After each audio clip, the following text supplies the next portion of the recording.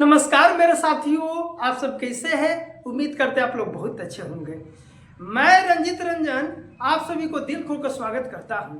आप सभी के लिए साइंस का इंपॉर्टेंट क्वेश्चन लेकर आए हैं, जो कि साइंस का लघुत्तरीय प्रश्न है। आप सभी को पता है लघुत्तरीय प्रश्न में 1 से लेकर 8 तक क्वेश्चन पूछा जाता है, यानी 8 क्वेश्चन पूछेगा और एक क्वेश्चन 2 नंबर का होता है मेरे साथियों। ठीक है जी, तो जिसमें 4 क्वेश्चन का आंसर देना पड़ता है तो आपका 8 नंबर आएगा। ठीक है जी, तो ये बाबू आप लोगों को फिजिक्स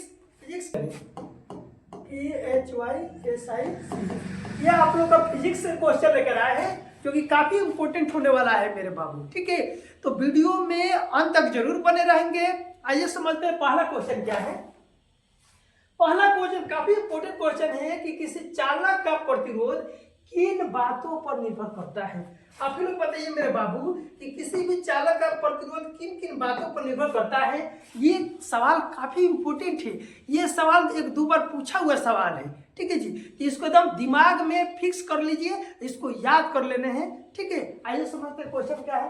किसी चालक का प्रतिरोध किन किन बातों पर निर्भर करता है। हमारा जो चालक का जो प्रतिरोध होता है कौना कौना बात पर निर्भर करेला, ये क्वेश्चन पूछा गया है आप लोग से। ठीक है, इसका आंसर ऐसे देंगे मेरे बाबू कि किसी चालक का प्रतिरोध निम्नलिखित बातों पर निर्भर करता है।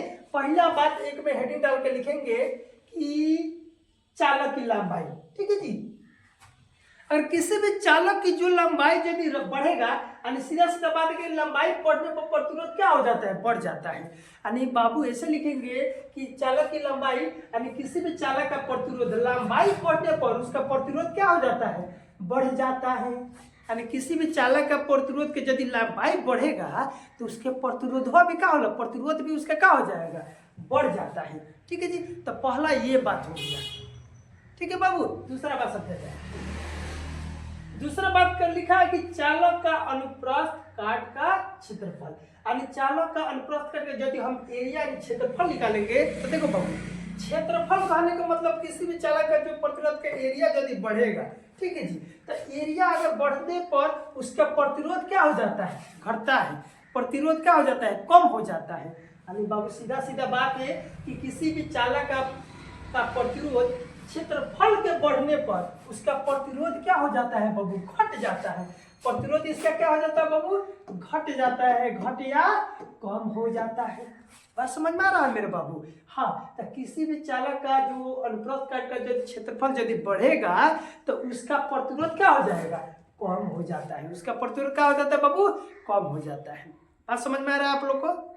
चलिए तीसरा का बात लिखा है कि किसी भी चालक का यदि प्रतिरोध चालक के पदार्थ की प्रकृति पर भी निर्भर करता है। यानी सीधा सीधा बात है कि चालक के पदार्थ की प्रकृति भी विशिष्ट प्रतिरोध होता है। चालक बहुत सारे पदार्थ होता है, उसका जो कुछ विशिष्ट प्रतिरोध होता है, इस बात पर भी निर्भर करता है। ठीक है, आइए तीसरा बात हो गया। चौथा बात देखते हैं, तापमान, टेम्परेचर। ठीक है जी, यानी कहने का मतलब हुआ बाबू कि किसी चालक का प्रतिरोध, उसके यदि टेम्परेचर बढ़ेगा ना, टेम्परेचर बढ़ेगा तो उसका प्रतिरोध भी क्या हो जाएगा, प्रतिरोध भी बढ़ जाता है। ठीक है जी, किसी भी चालक का यदि प्रतिरोध टेम्परेचर उसमें बढ़ेगा तो उसका प्रतिरोध अपने आप क्या हो जाए, उसका प्रतिरोध भी बढ़ जाता है। ठीक है, ये बातें समझ में आया बाबू।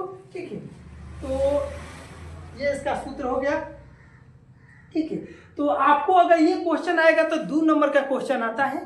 2 नंबर आपका कहीं नहीं जाएगा। इसमें आप 4 बातों भी लिख लीजिएगा ना, आप अगर 4 बातों लिख दीजिएगा तो आपको 2 में 2 मिल जाएगा। ठीक है, आइए समझते हैं अगला क्वेश्चन।